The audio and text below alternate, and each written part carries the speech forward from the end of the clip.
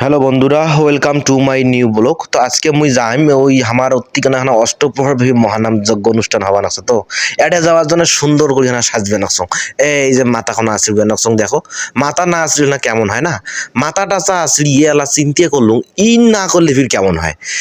এর মোটা সোটা মানুষ ভাই বোঝেন তো, ইন না করলে বেশ তেমন একটা আমাকে সুন্দর টম দেখা যাওয়া রাখছে না, তাই না ইন করো। এদিকে না ইন করতে করতে না মাথাত হঠাৎ বুদ্ধি আসিল, ঠান্ডার দিন এনা শোনো না আমাকে এনা কেমন দেখা যায়। কালা মানুষ তো ভাই বুঝছেন, এই জানে না শোনো হালকা পাতলা না শোনো মাখো মুখত থাকেন।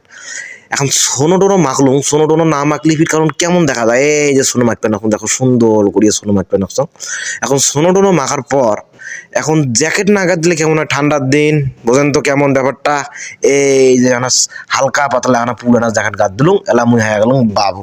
বাবরে এখন এই যে বাবুগুড়ি হওয়ার পর এলা মাথাটা আর একবার আসরি না, হ্যাঁ কারণ চেংড়ি মনে আসবি ভাই বুঝেন তো বিষয়টা। মাথাটা না ভালো করে আসরিয়ে এলা টাকা না থাকলে বেশ অনুষ্ঠান বাড়ি যেতে কোনো মজা নাই। বউ ফিরে দি ভাই আনবার করেছে মোক কি জানেন, দুল হাতে চুড়ি এগুলি আনবার করেছে বুঝছেন। এই যে টাকা জিবির করে থুসো এটা ফির মোর খেয়াল নাই। এই যে আলমারি তো নাই তো নাকি শীতনত দেখা খাবে। অবশেষে শীতনত মুই টাকা কোনা পালুম, গণি দেখুন কয় টাকা আছে দেখুন। হ্যাঁ গণি দেখুন ভাই 400 টাকা বুঝছেন। যাই হোক এই 400 টাকা পকেটত নিয়ে মুই চলে গেলুম অষ্টপ্রহর বেবি মহানাম যজ্ঞ অনুষ্ঠান।